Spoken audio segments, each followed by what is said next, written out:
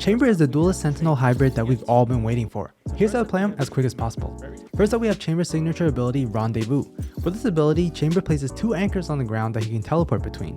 If you're on one anchor, you can teleport to the other and vice versa. The 2 anchors can only be a set distance apart from each other though. Along with that, you can only use Rendezvous if you're within the range of one of the anchors. So don't expect to be able to teleport from one end of the map to the other like Yoru can, unfortunately. However, what's different with this TP from Yoru's is that it can occur instantaneously, meaning that you can use this almost like a jet dash to go for aggressive peeks and off angles that enemies are unlikely to suspect. This is a big reason why the operator is going to be perfect for Chamber, as he can go for those quick picks and escape to safety. To set this up, place one anchor in a safe position and one at a position that you want to peek from, and you're good to go. The upside of this is that you can actually use this peek multiple times. There's a 15-second cooldown between teleports, but once that's done, you can go for another peek and TP out again. The disadvantage to note though is that you can only make this play from where the anchors are placed, but wait, there's more. You can actually recall your anchors once they're placed if you need to rotate or switch up where you want your anchors to be. For example, if we went for an aggressive pick down A long and TP to heaven, we can place another anchor further away to allow us to go for another aggressive peek and TP again. You can also set your anchors close to a choke point before you push back onto a site to allow you to go for an aggressive peek or op shot, knowing that you can TP to safety if need be. Another unique feature of Chamber's Rendezvous is that his anchors can be placed on top of objects as well, meaning that he can get into some really cool off angles like what other agents like Omen, Raze, Jet, and Sage can get into. Great for surprising enemies, and like earlier, you can TP out if need be. Last but not least, a really cool feature of Chamber's anchors is that the range goes through walls. This means we can set him up in positions where the anchor is hidden so enemies don't realize that you're in range to teleport. It also opens the door for longer distance teleports to be made. A few examples include placing your anchor in garage window to use in B main, and then you can also place one in A long on ascent where you can use the TP at tree. This is great because the enemy won't have a clue where exactly you TP to. You hit one choke point and then instantly teleport to another choke point or even fake out to another site. The enemy will likely be out of range of your other anchor, so they won't know what hit them, and this maneuver can be great for distracting or repositioning. With that said, yes, Chamber's TP does make noise within a radius similar to what his anchors have.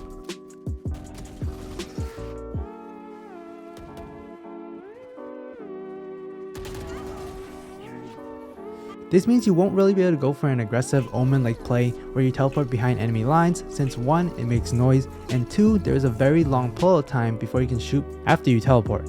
Next up is Trademark, which places a trap that scans for enemies and will create an AoE slow onto detected players. This is quite similar to Killjoy's Alarm Bot, where it will only detect players within a finite range. However, Trademark is going to be visible to all players, whereas Alarm Bot is invisible until it detects a player.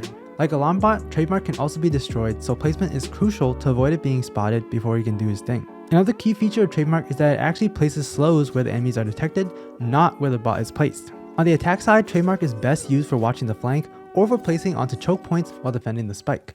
On defense, you want to place them in a similar fashion to hold off the attackers from pushing certain positions. Make sure to place Trademark in positions where it's hard for the attackers to remove them without exposing themselves. For example, placing them right behind the boxes forces attackers to swing out and be vulnerable to getting shot as they clear out the trademarks. You can also place Trademark in elevated positions, although it's important to place them more at the edges of objects to avoid their vision from being obscured. This adds an additional layer of difficulty for players to identify and remove Chamber's traps. Trademark really shines in large maps where it's combined with Rendezvous. Place your traps like we discussed, and then place an anchor onto a safe position on the site. Now the site is fully defended without you having to be there, and you can play on another choke point instead. For example, we're setting up on the A site and then anchoring the B site. If any of our trademarks are triggered, we can quickly teleport over to A to defend it.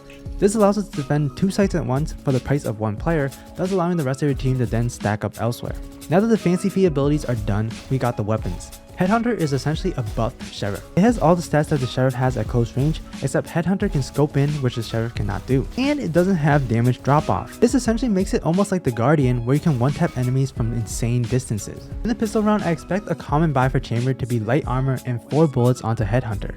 This gives you extra protection and a Sheriff, giving you insane firepower and health. Remember, the Headhunter doesn't remove your pistol, so you also avoid having to reload during a fight. Kill them, or at the very least weaken them down with those 4 Headhunter bullets and then finish them with your classic. Each bullet costs 100 credits and you can purchase up to 8 of them. This gives it the potential to have a larger magazine size than the Sheriff if you choose, and it doesn't get lost if you were to get eliminated in the round. This makes Chamber an economy saving god. If you're strapped for cash and the Sheriff is too expensive, you can just buy a few bullets of Headhunter instead. In most cases, you really only have the chance to fire a few bullets on a save round, so if 800 is too much for the Sheriff, you can buy 6 bullets instead and save yourself 200 credit. Make sure to take advantage of this ability, as you'll be able to save a ton of cash for you and your team. And now we have Chamber's ultimate, Tour de Force. This is a beefy boy. Think of the operator but better in every way. Now the first pullout animation for this gun is lengthy like the original operator, so keep this in mind as it's going to be very difficult to take it out in the middle of a close range fight.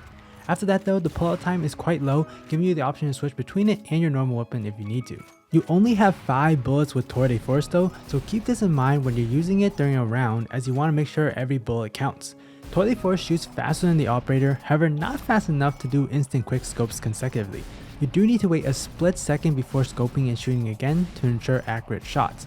Regardless, it's still significantly faster than the op. If you eliminate an enemy, Tour de Force will also leave behind an AoE slow on their body. So if enemies are grouped together, they are in big trouble against Chamber. The slow will make it easier for Chamber to then land additional shots and kills. Like Headhunter with the Sheriff, Tour de Force is the operator but better. And besides having to gather ultimate points for it, you get the gun for free, which saves you 4,700 credits. Of course you don't get it for future rounds, but sometimes one round is all you need it for, particularly if you are a player that fears dying and giving away the operator to the enemy. Combined with Headhunter, you get a ton of free extra buys, so make sure you keep an eye out for your team's economy and see who needs a weapon. That's all we have for this video. If you enjoyed it, make sure to leave a like and subscribe. We have more Chamber content coming out real soon for you guys, so stay tuned for that. My name is Dr. Zora, and yes, I am a real doctor, and I'll see you guys next time.